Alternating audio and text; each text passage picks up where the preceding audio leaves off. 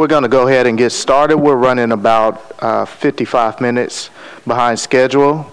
Next, we're going to have our Sheriff's Department, and we have Sheriff Darren Hall, and he's joined by Mr. John Hudson, his Chief of Administration, and Mr. Pete Lutz, his Director of Finance. And I'm going to turn over the floor to Sheriff Hall. Thank you, Mr. Chairman, and thank you for having us. Instead of me trying to do this and take more of your time, I'd just like for everyone in the Sheriff's Office, if you will, just to stand up. We do have people back at the office, but I would like for all of you to stand up. You've waited a long time, and I just want to thank you for your work. These men and women run the agency, and I just get to ride along and coach the All-Stars. So thank you for being here.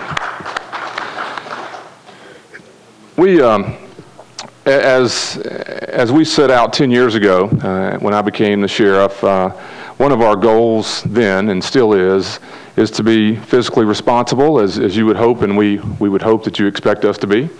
And so we're very proud, and we've taken great pride over the years in the fact that we've been in front of you every year, being able to tell you that we're within budget again. This is our 10th year to do that. It is no longer easy nor simple, and very, very difficult, and something we're very proud of. That's something you may know, and you may hear from other people that they're within budget, and I hope they are. We surely take pride in ours being within the amount of money you allotted us last year. But I think the thing that makes us a little different, and something that I am concerned about, is that for the last 4 years of those 10, we have been cut. Our budget has been reduced. When you total those years up, that's in the neighborhood of about $3.4 million. Each year, we've taken a different amount, and again this year we will take another reduction. The part of that bothers me, and the part of that's a frustration and a concern for me, is that the men and women who work across the street and all over this city and the world of the Sheriff's Office clearly are a part of public safety. There is no denying that. The definition, they clearly meet the definition. The benefit system puts them in the public safety pension. I take pride in what they do, but I worry at times that they're left out of the public safety conversation. And when we often have debate about whether taxes need to be raised or budgets need to be approved, it's always on the backs of something called public safety and public education. Two things I support totally. But I don't think it's fair to leave out or to miss out on a large part of what is the public safety arena in Nashville, Tennessee. And that's not unique to Nashville. People oftentimes think about public safety, and they think about the police department. They're fantastic people. I grew up in the police department, I tell people. A lot of friends of mine. Chief Anderson is a great friend, and this has nothing to do with the police department as what they need or don't need. But the fact is that the Sheriff's Office is equal to, in the sense of its need, to house the people that are arrested. Arresting people and staffing the police department is actually the least expensive thing you do when you're in funding a public safety budget, a public safety government. And so, although it's nice and it's popular and it's sometimes easy to pass budgets and get approval for things like public safety and let's staff the police department, I'm all for it. They all need it. But what's not fair is to forget that the fact that the police are on the streets and we build DNA labs to solve more crime, what happens? Those people arrive at the institutions. We have men and women over there right now, not just being officers securing prisoners, but they're actually providing mental health, alcohol and drug treatment. We run the largest mental health institution in this city, in your jail. We have the largest licensed treatment center in the state of Tennessee for alcohol and drug addiction in our jails. We can't do that year after year, coming up here, being reduced in our budget, especially in a year when we're having the increase, which I support, by the way. I'm not up here arguing for or against a tax increase. What I'm arguing is that the equity when we're talking about public safety needs to be thought out as a community. You know, we have a philosophy in the Sheriff's Office that the police arrest a person and we're trying to arrest the problem. And we both think those jobs are important. There's no denying what they do is dangerous. It's critical to the safety of this community. But it is not fair to believe that that's where it ends. And so as a community, as a government, I just want to make sure as budgeting and talks go on that the whole issue about public safety does not need to leave the men and women of the Sheriff's Office out of it. It's been a struggle year after year. We are one of the largest departments in the government. We're surely one of the largest public safety departments, and I believe we're the only one who has been cut every year. And so it is a difficult time for us. This is not me frustrated about taxes and whether to do this or that. It is about the equity, internal equity, of funding things called public safety. When I walk back across the street here in a few minutes, there are people over there who are going to look at me and say, "You mean to tell me we've been within our budget for 10 straight years. We are raising taxes on our supposedly, taxes on our taxpayers. And what we do every year goes unnoticed, unappreciated, so much so that you're reduced again." I tell people all the time in our agency, watch what you're good at. You may be asked to do it again. And so the reward oftentimes for physically managing what we do has turned into being asked to do it over and over and over again. I don't have a problem with trying to reduce our expenses and reduce our cost and to cut money when everyone else is in that same position. But my dad was in this body for 12 years. I've been here my entire adult life, in and out of Metro government. And I'm not naive to the fact that taxes aren't raised very often. And if they're going to be raised, it is an opportunity for you as an agency to get what you need to do your job better, to provide better services for this community. I'm well aware this isn't going to happen very many more times in this administration.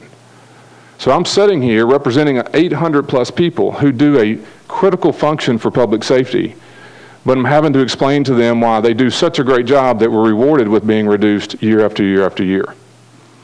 And so it's a concern of mine, it is a frustration of mine. But I do not want anyone here nor the administration to believe or worry that I am opposed to their budget. I am concerned about the way it is distributed. I do not believe the Sheriff's Office needs to be reduced again. And quite frankly, this has been a pattern for us. This is not 1 year. And so I sit here somewhat concerned about where I'm going to be as new DNA labs and the police department's fully staffed year after year after year, and we're continuing to be reduced, and we take the responsibility for all people who are arrested via the new DNA and via the new police officers. And so I just somewhat frustrated, and I feel like I represent a lot of hardworking people, and they deserve just that. So, Mr. Chairman, that's my welcome. Thank you, Sheriff Hall. Councilman Holloman. Thank you, Mr. Chairman. Thank you, Sheriff Hall, for being here with us. I do appreciate the job that you do. As I know you are aware, I represent a lot of the immigrant advocate community. And so let me ask you, or I guess ask you to give me a reaction to something that I've heard in terms of an efficiency, and I guess explain to me, you know, how you see this. When you initiated the 287G, or when this body actually initiated the 287G program, I guess about 5 years ago now, that was really the only option available to us other than waiting for what was then INS, now ICE, to act, and there wasn't as much data sharing as there is today. And I think that when we talked a couple of years ago in 2009, I think, correct me if I'm wrong, there were the beginnings of moving to the secure communities model nationwide, and so what I want to ask you about is, now that model does exist. It's available to departments such as yours nationwide, and so some people say to me that really makes what you do with 287G, they say two things. One, that is duplicative, that really what you can accomplish with 287G, you can accomplish with secure communities, and then the reality is that allows ICE to have all your data available to them, but that you don't have people that are maybe being incarcerated for extended periods of time that really relate to things like not having a driver's license or stop signs or things like that, and that you're focusing in on the people that are serious, that we absolutely want to be incarcerated. So can you explain, and I mean, do you agree with that statement? Do you disagree? And if you disagree, I guess why? Wow, was that one statement? No, sorry. I had to get it out while I had it all. No, you bring up a very good point. There is a program federally called Secure Communities. What that really is an automated fingerprint system that when anyone in this country, and by the way, that's President Obama's initiative, that every jail in America, it is not a choice. You don't sign up for it. You're required to do it. Every jail in America, when you're fingerprinted and photographed and booked in an institution, no matter where you are, it will run against the federal immigration system to check to see if you are in this country illegally.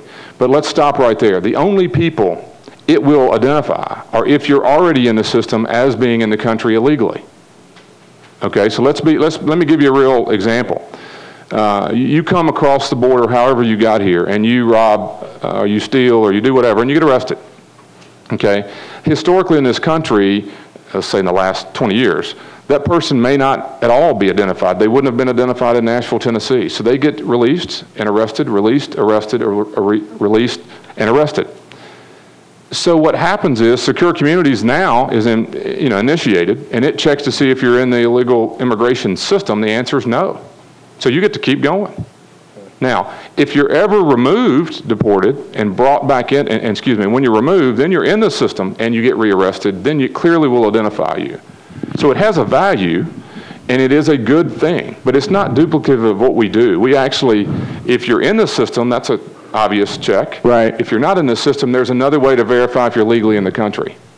And so yeah, explain 287G then. Are you saying that it actually performs a function separate and I guess enhanced of what is provided by Secure Communities? Yeah, and these are not, these are not real hard numbers, but some data coming out of Harris County, Texas, and this is the first group I've seen that has done that, is that Secure Communities catches about 50% of the people in its system. And it has nothing to do with the crime that you've committed. It has a lot to do with whether you're in the system or not. So driver's license issues and robberies, that doesn't really matter. It's whether you're in there or not that Secure Communities identifies who you are. Okay, because that was sort of where I was going. You're not saying, I mean, because I would understand that Secure Communities, as I understand it, and I don't understand it fully, it really relates to the more serious crimes. You're not saying that, though. You're saying it's that unless you have a 287G program or they've had direct federal contact, that they're just not going to be someone that's going to show up in the Secure Community system? Right. The high-profile cases that you and I have heard of for years around here that led us here would not have been caught through Secure Communities.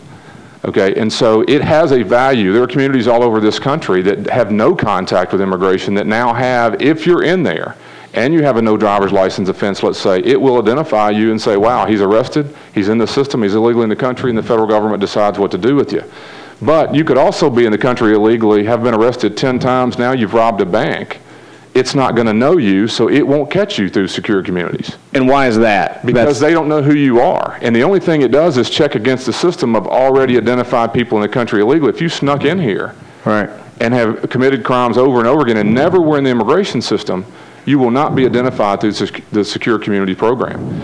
So it is an improvement, don't get me wrong. And I think where you were going, which is exactly right, there's a point in time where Nashville has to decide, and I say we, is it worth it in numbers? Because we've been extremely successful, this community, with 287G.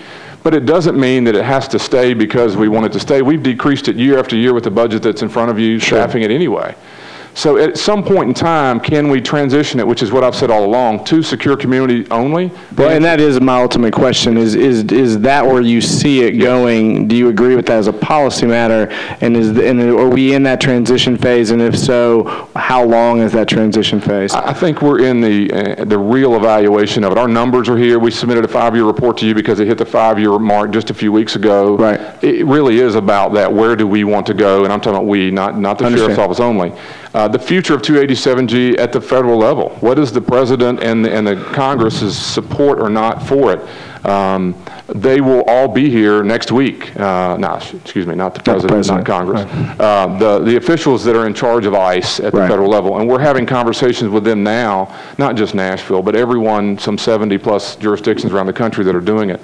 about the future and the value, meaning you continue to decrease your numbers, do we still need to do it? It's been so successful in our mind, at some point you don't need to continue it because we believe it's been that effective. But we also have something we didn't have, which is a secure community to turn it over to instead of just going cold. Correct. I think that's and I would just say this fall is probably the decision on that. Okay. So near term? Yes. Okay. Thank you. Yes. Thank you, Councilman Holloman. Councilman Hunt. Thank you, Mr. Chairman, and thank you, Sheriff, for being here. You brought something I had been asking all along. This document that you gave, the numbers on those blue boxes, are those the numbers that you've actually lost, employees lost? Actually, that's the red indicates on the chart the money we've lost year after year after year. The blue is actually an example of the beds in the institutions that have gone away, vacant beds, something that we were very proud of, you should be proud of. It saves money.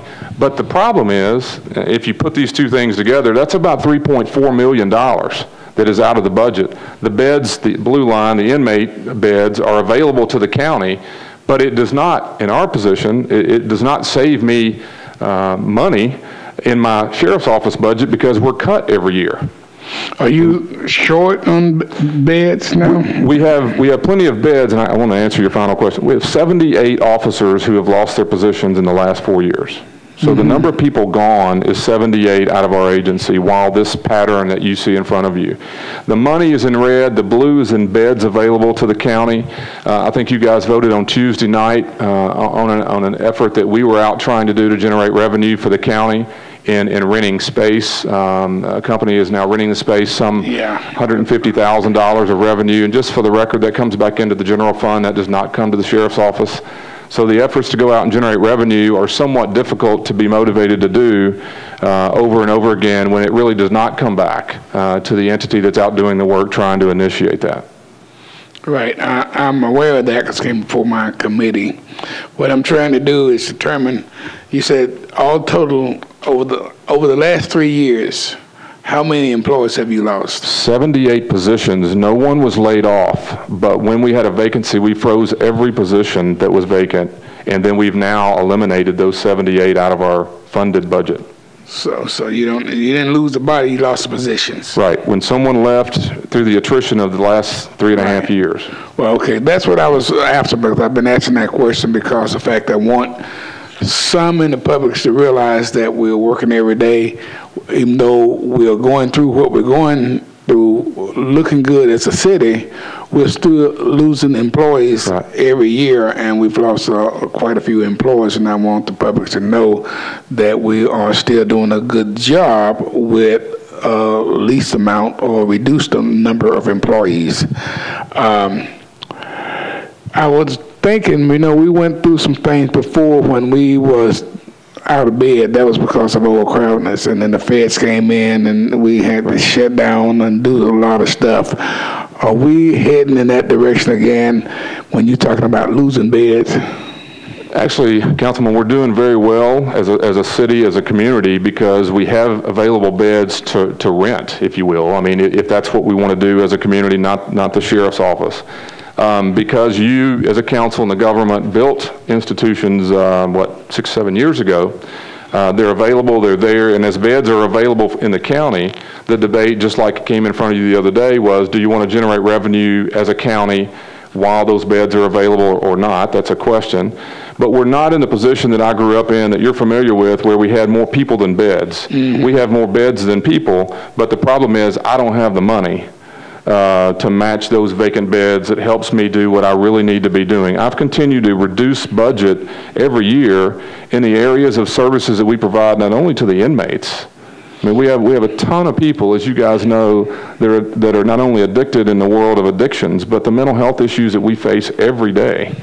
If you only knew how many times a day we're running inmates to the hospitals.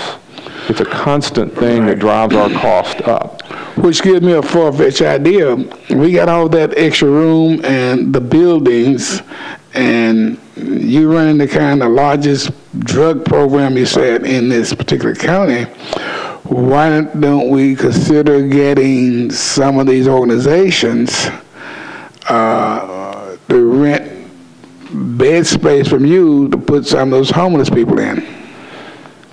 We've never said no to anything.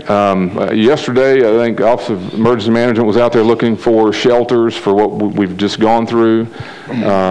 Like I said, it doesn't benefit the sheriff's office one penny, but we were out working to resolve this issue with the company to allow them to rent space, and it's in the neighborhood of $130,000. It's coming back to the general fund, not to us. We've talked to 4 or 5 counties in the state of Tennessee that are desperate for beds.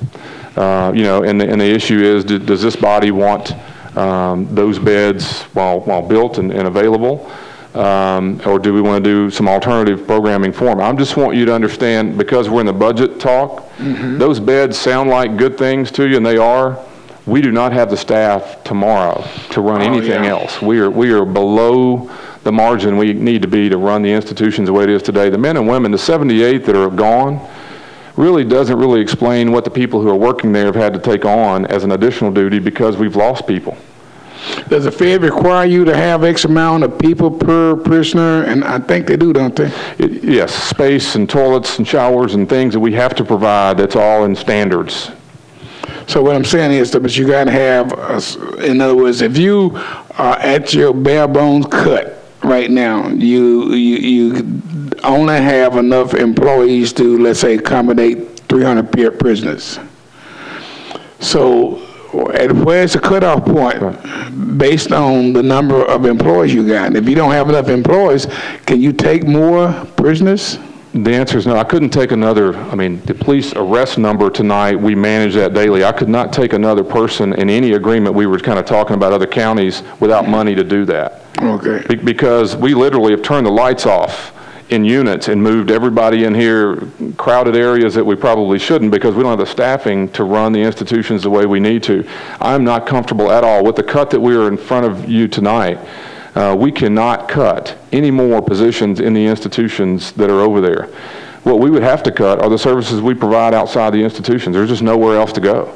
And so year after year after year, and in the year when taxes are being raised and money's coming in, we're also taking a reduction.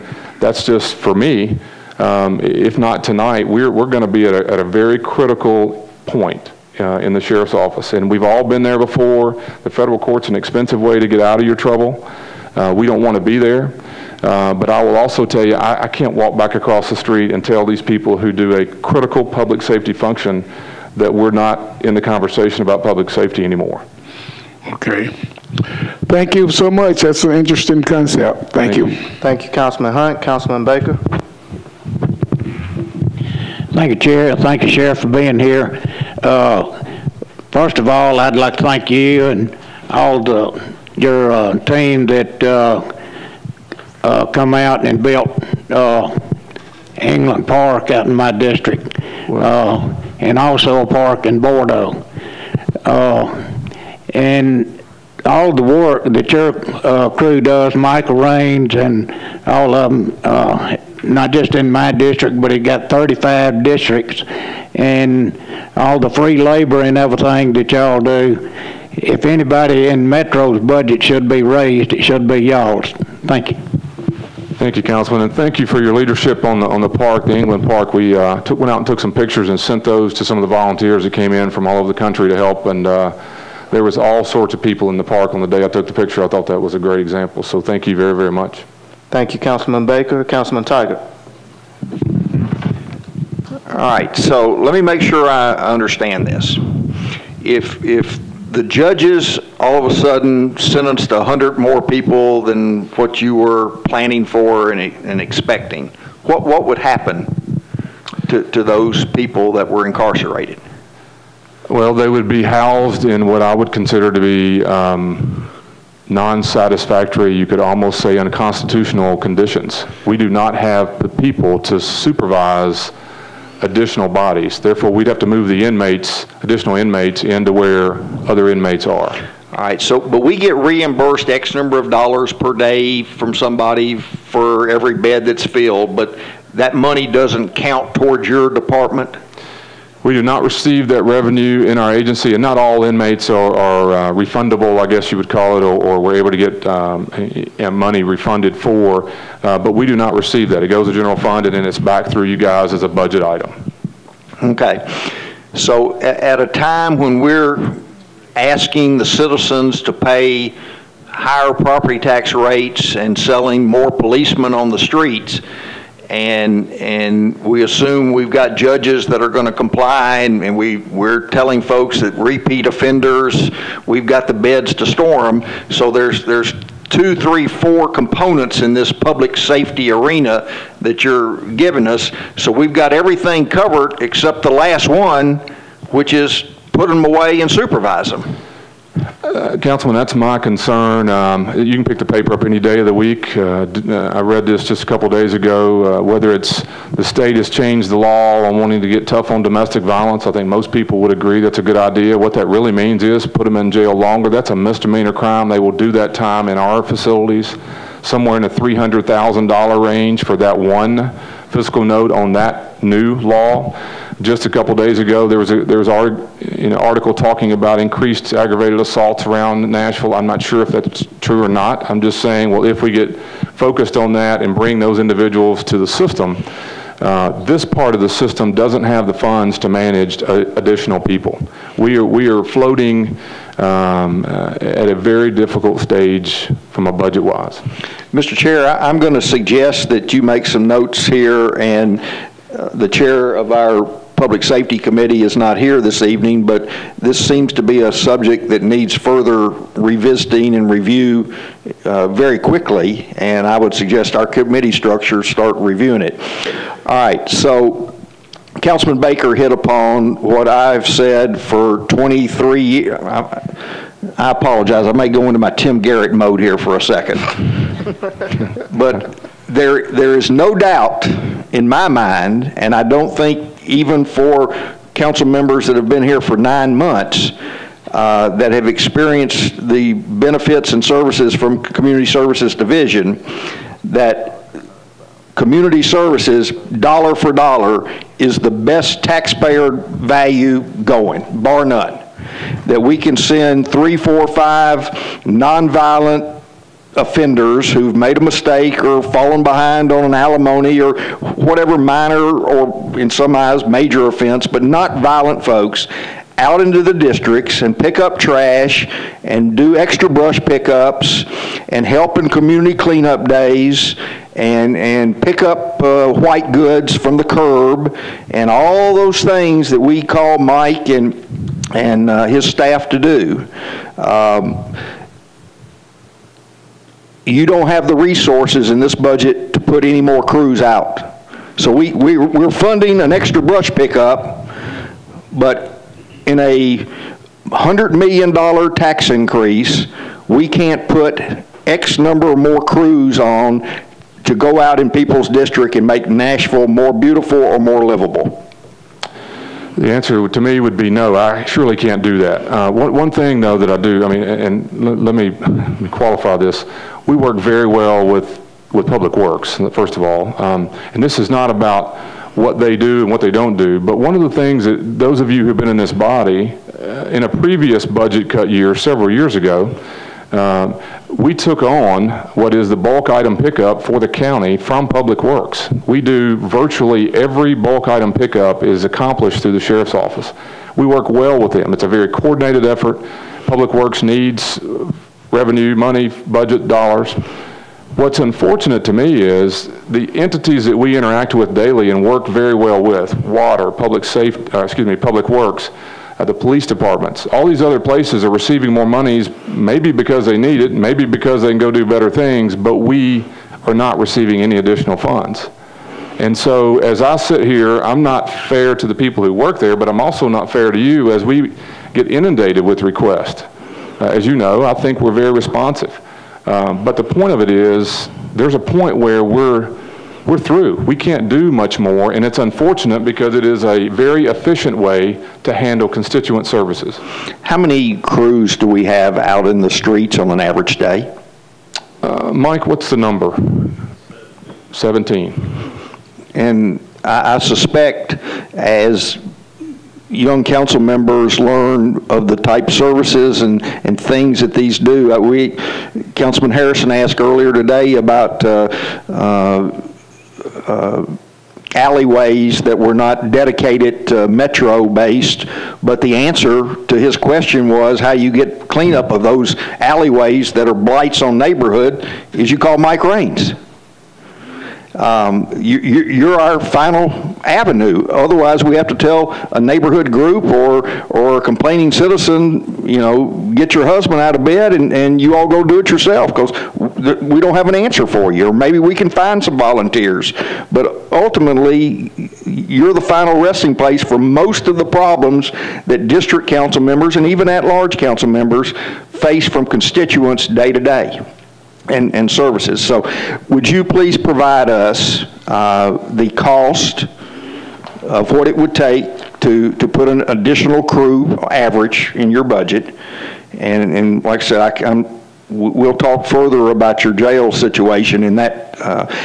And then certainly the follow-up question, are there items necessary from a capital improvements or 4% fund that would help your crews do their job easier, more efficiently, better, that we need to provide from? I'm talking about gripper trucks and whatever, dollies and chainsaws and all brushes and brooms, everything that we use day to day. Please let us know, and we're going to make sure that you have it. Councilman, do you wish to put that request on your wish list? Yeah, I'll fill it out once Darren gives us the numbers. I'll just make sure John took note of it. Okay, thank you. Thank you. Thank you, Councilman Tiger. Councilor Councilor Dow. It's Dowell. Thank you. Just want to clear I was that. watching Coming to America. Okay. Well, snap back. I just want to tell you thank you. I really appreciate the Sheriff Department coming out and providing that service. And I want to piggyback on what Councilman Tigert has said. I would be interested to see, you know, what type of staffing you desire, you know, at the, you know, maximum level. Presented to us. The constituents in my district, safety is the most important thing, not to mention that jail is out in that southeast corner. And so that's another concern of mine, to make sure that we have the appropriate staff to make sure the people who are housed there are secure. Right. And the second item I wanted to bring up is that I agree with you about, you know, subleasing out the lease arrangement with another office. I think that we have to tread carefully with that because we need to make sure that the people that we're housing or subleasing to are not presenting any additional costs to our community when they bring people over and rent that space. And we may be gaining money on a lease agreement, but there are other intrinsic costs and expenses that can happen to a community when we make those decisions. So we need to tread carefully about subleasing and bringing in inmates or people from other communities into our neighborhoods. And that's all I was going to say. Thank you very much. Thank you, Councilor Dow. Councilman Claiborne. Thank you, Mr. Chair. I want to make sure that I understand what you're saying here in terms of the impact. Now, your budget's been reduced $200,000, right? This year, yes, sir. Okay. So what will that $200,000, how will that affect you? I mean, like what Councilman Tigert said, when we call Mike and ask him to come pick a mattress up on the side of the road or to do a roadside cleanup or whatever, does that mean that we may or may not get that, or is that going to, where's that $200,000 going to hit? Yeah, we are at a point now in our agency where the services we provide, that's one of them, but we have all sorts of other functions that were outside the institutions. I am not comfortable reducing any position inside supervising inmates. And so, over these 78, we've been able to do some of that to a point where there's no longer that available. And so whatever the reduction is, and again, we've talked through this in-house, we have committed to trying not to lay people off, and so we've frozen positions right now, anticipating after this came out that this is what we would be doing. And so we're planning for exactly where those positions come from. But I can tell you this, I'm more comfortable in having to tell you that we're going to have to cut those services than I am to look at the officers who are working over there with more work than they should be doing, that I have to take theirs. And the only reason I'm saying that is, and Councilman Tigert's question I think is a good one, the cost of putting a crew out there is one thing. I think Councilmember Dowell actually is where I'm more concerned. What our staffing in the institutions needs to be on the record. And I will just tell you, it's my position that this county needs to have that studied. I know staffing, I've done it all my life, but I don't know that I would be trusted simply locally. I would prefer that to be done by someone that everyone could say was independent. So when I'm sitting up here, or whoever's sitting up here talking about what we really need, maybe it would be viewed more independent. So that needs to be done yesterday, if you ask me. Some people have asked me, well then why haven't you brought this up before? Why did you bring this up? Your needs, the staffing, the situation. Keep in mind, the way this process works is that we're instructed, all departments and elected offices, we're instructed to submit a budget back in January. And the directions then was to submit a 2% cut. It didn't say a 2% cut, but we might raise taxes X amount, and if we do, what are your needs? The instructions to me were very simple. Submit a 2% cut, and we submitted the 2% cut. And so what's difficult for us is really what the needs of the sheriff's office are, need to be on the record, but we also need to have the revenue available to do that, and that is only going to occur if you raise taxes and include what the sheriff's office needs. Right. So you mentioned about your relationship with Public Works. Would that also, is that in jeopardy? You know, and I want to be real careful. I want to make sure. In the old days, 10 years ago, it was not coordinated at all. It was frustration maybe. If you couldn't get someone here, you'd call the sheriff's office. We're actually all on one call center now. We all work together, Public Works and us, to respond to the needs of the council members and respond to the needs of the average citizen. We have a lot of calls from all over the community that aren't necessarily through their council member. We do a lot of work with the water department and stormwater drainage. We do a lot of work, as you know, when there's a crisis. And what happens is that relationship is so good, I do not want to sit here and say that we deserve their money, but Public Works is receiving an $800,000 improvement to their budget. We're receiving a $200,000 reduction in our budget. We're not equivalent, but we are the same size as the Public Works Department. And I'm just saying there's got to be a way where some of that, if you want services provided at the level we've always provided them, we've got to be able to do that. Okay, so how much money will you turn back in to the general fund this year that you've generated for the different programs that y'all have that make money? I can get you, it's in the multi-million-dollar range, but that's a lot to do with contracts that we have for other federal prisoners and so forth. That's kind of over the top. I can clearly get you some stuff that we initiate where we generate revenue that comes back to the general fund that is, if you want to call it, stuff that we do separate. Right. I remember, you know, I've been through this now. This is the 5th time, and I always remember when you come in, you talk about the programs that you have that generates dollars and how much you turn back into the general fund. So if you could go back, say, 10 years and give us the amount that the Sheriff's Department has given to the general fund above and beyond what you may have saved in your budget, okay. Just revenue that you produced. Okay. I'll do that. Now, Mr. Riebling, I'm not doing this to put you on the spot here. Yes, you are. No, I'm not, really. But I'm just trying to help us to understand the rationale, the justification that gets us to the situation that the sheriff is explaining here. Without arguing with the sheriff, let me just point out a couple different facts. I mean, first of all, the recommended reduction is $200,000, which is 0.005% or something of a cut in this department. Public Works increase this year, $400,000 was contractual, $400,000 was an improvement. If you look over the past 4 years, Public Works and these other departments have taken significant cuts well beyond any that the sheriff's office has cut.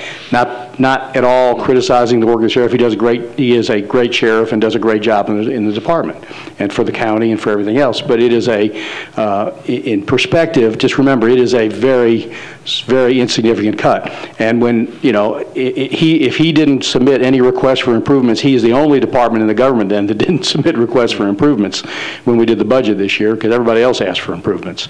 And maybe that was instructions, maybe that was bad instructions on my part, and misunderstanding that I didn't deliver that message clear to him, but, this is, sort of new today. I mean, I heard a few days ago that he wasn't, about the budget situation. But again, remember, it is a small amount of money.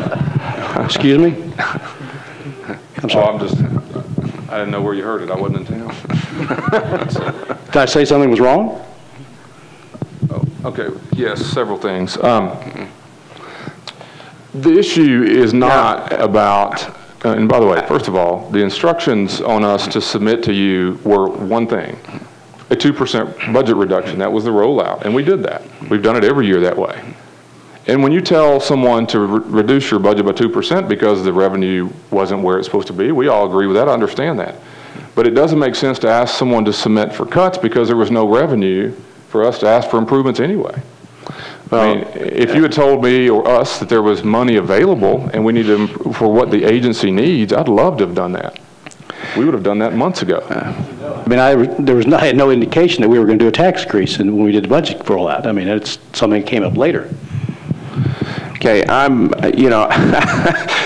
don't want to create the, a situation here. I'm just trying to understand, and I think perhaps share the same need to understand that other members that are listening here.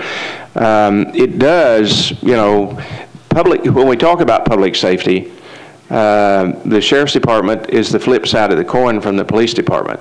I mean, they have separate but specific and almost equal responsibilities in terms of dealing with offenders. And if we are really at a place where we're reaching a yellow zone or red zone in terms of staffing as it relates to the control or supervision of the prisoners that we have, then I think we have a legitimate reason to reevaluate this budget. I mean, if it needs to have a special study that takes place almost immediately, I think we need to do that. But if the situation is at the point the sheriff is painted for us, then we have a situation that is serious if it relates to the people that are over there on Harding and the people that they're taking in across the street here. So I'm not on the committee, but I'm just saying to the chair that this appears to be an anomaly in the budget hearings that we've heard up to this point, and I think it needs to be looked at. Thank you, Councilman Claiborne. It's been duly noted. Councilor Johnson. Thank you, Chair Matthews and Sheriff Hall. Again, I just want to thank you all for all of the tremendous work you do in the community. Mike Raines and your entire staff is always responsive, and most recently working with Metro Water. You had crews out in my area prepping the creek that flooded during the May flood, to prepare it for additional work with state permits. I'm concerned with what I'm hearing this evening. And when I look through your budget highlights, I want to make sure I understand the 458,200. Is that what you're referencing as the 78 positions that you're losing due to attrition?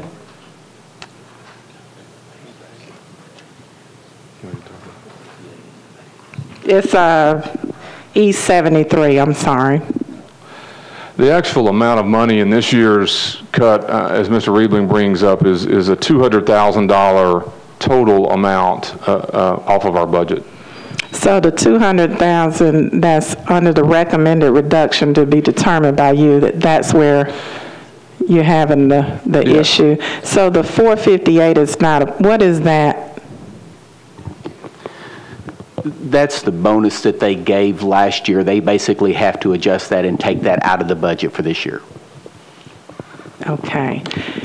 Okay, with the position issue, when you take crews out and you do some of the community service work within our areas. I noticed when they were cleaning the creek, they had a certain number of supervisors supervising the inmates. So does that further reduce the supervision at the jail site? Yeah, those men and women are actually correctional officers. They belong in the institutions. I mean, they're supervising inmates, and that's what they're trained to do and paid to do. Of course, they're assigned specifically to do this function and have been for years, most of them.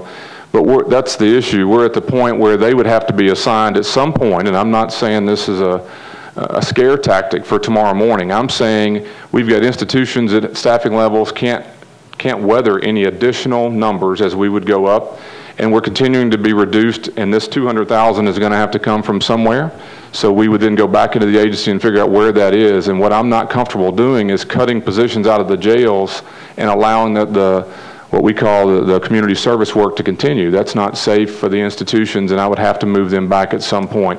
It's not something that I'm up here saying we're going to do tomorrow morning. I'm more concerned about the institutions, and I'm concerned to resolve the staffing level in the institutions may at some point soon require me to grab everybody I have and fill the vacancies as we continue to go through these reductions. There's just no other way around it. Well, you know, I am committed to working with the committee and with my council colleagues to try to find the revenue to take away that reduction, because, I mean, I'm looking at the schedule over the last 5 years of all of the departments and the cuts, and you've cut every single budget cycle over the last 5 years that I'm seeing on this sheet that was sent from finance to me. So it concerns me, especially when I think about what Council Lady Dowell has expressed about the coverage in the jails itself, and then with us also asking for additional things to be done that require supervision to be taken away from that as well. So I want to provide the support to you that's necessary to ensure our safety and security in the community as well as within the facilities, and I just appreciate all the work that you and your department are doing. You're very well, you're efficient, your department is run very well, managed very well, and so I have all the confidence that you're telling us what impact this truly is going to have, and I trust that. Thank you, Councilor Johnson. Councilor Blaylock. Thank you, Chair. As I'm looking at this page that you passed out, it looks like you've had an increase in open beds, but yet a decrease in the budget.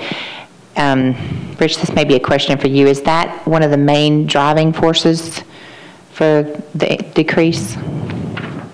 Is it because there's more open beds?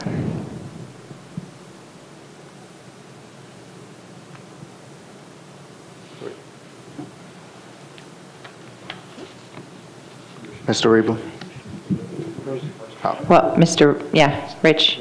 That's the sheriff's question. Okay. I can't answer that question. I wouldn't reduce our budget. I'm not sure if the question is why was the budget reduced. I can't answer that question. I mean, is there a correlation? I mean, I would think that if you have more open beds, then you don't have as many people to, supervise. So is that maybe one of the driving forces behind reducing the budget? That's the only way we've made it work. I mean, I'll tell you that. And 78 positions are gone. I will promise you this trend of inmate beds will not continue when you build DNA labs and fully staffed police departments and at precincts. We all want that stuff done. But when you change laws and you impact the number of people that are coming to institutions, this is clearly going to change, and we all know that. But what we're telling you is, as we sit here today, we can barely survive on the budget as we live today in our institutions and the services we provide. And so the $200,000, as Rich indicates, is not going to tomorrow morning, alarm everything. It's not. The reality is the trend is, and we're at a point where we do not believe it is in the internal equity of Metro government. When you're raising over $100 million in tax increases, this isn't reasonable for the sheriff's office. That's my position. So do you expect the open beds to go down? Yes, clearly. Okay. Is there anything that we can do as a body here to increase some of these fees that I see that you generate revenue, or is that state mandated? Or a lot of it is state, and we work on that regularly. I mean, really do. There's a lot of things that we charge for. I mean, people don't realize this. The inmate population is required a copay to go see the nurse.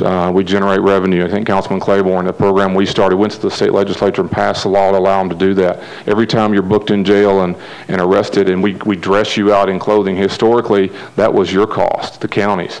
We now charge the inmates. That revenue is generated if you have the money. If you're indigent, we give it to you. If you come back next time and have the money, we double you up from what you owe you last time. So the revenue is generated through that. But the point that we're trying to at least get to is that when we're trying to generate revenue in the sheriff's office, just understand that doesn't come to us. And that is a frustration. It's the way the government's set up. Don't get me wrong. I'm not arguing you can fix that. But the frustration of generating all the revenue, it doesn't return here. To go out and we've worked for 3 or 4 months to get this lease agreement that you approved 2 weeks ago for 2 nights ago for $130,000 a year of lease money. That's going to the general fund. The work that was put into that, the effort that we've been doing for weeks and months to try to find ways to bring revenue does not come to the sheriff's office. So you could understand the motivation to continue to do that when you see the trend here is about done. Well, hopefully if we have more inmates, then you'll have more of these revenue fees come in. That's an awful way to look at it, isn't it? Thank you, Council Lady Blaylock. Council Lady Allen. In your strategic issues, you make a statement that says that nearly 80% of offenders who do not receive structured correctional services return to jail. Can you talk a little bit about what those structured services are and who's providing them, or if those staff are still there? Yes, that's now you're in my wheelhouse. This is what I like to talk about. The reality of structure, we coined that phrase, structured correctional services, because there's so many different types of things that we try to provide in a fairly short period of time for people, meaning that they're not there very long. But that encompasses all the mental health programming, licensed alcohol and drug treatment. We have every kind of program in the world you can imagine that we provide, and some of these aren't dollars expenses, but we have animal programming where we train the animals.